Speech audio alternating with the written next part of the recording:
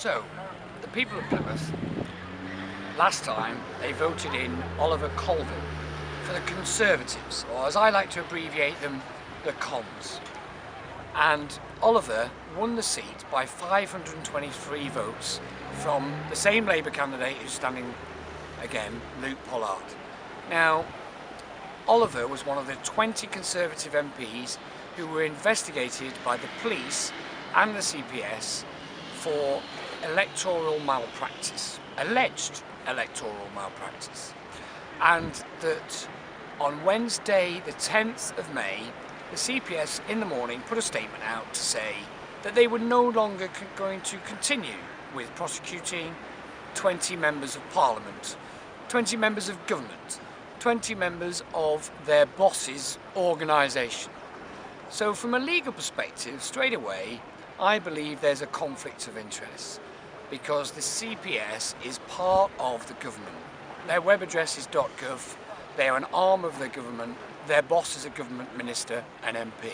So there's a clear conflict of interest, which is why it wasn't in their interests to prosecute 20 MPs.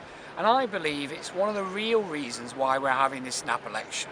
Because the thing is, if the CPS had actually pursued that case, those cases, then they would have had to stand down as MPs, and there quite possibly would have been 20 by-elections between now and whenever it may have been 2020.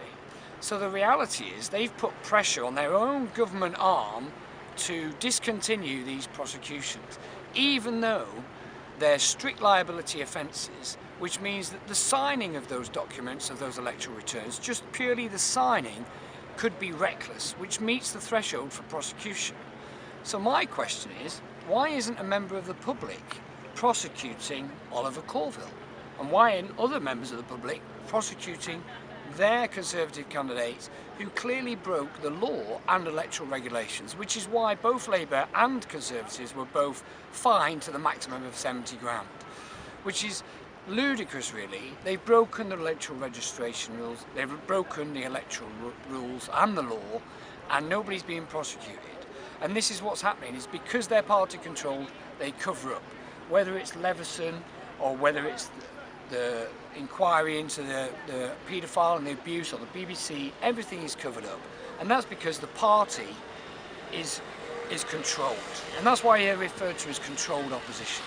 So Oliver Colville won the vote last time because he had the electoral battle bus down here doing extra work for him, which had a material effect on the election and pipping Luke Pollard to the post by 523 votes. In my view, Oliver Colville should not be standing. There should be no Conservative candidate this year because 2 years ago they broke the law.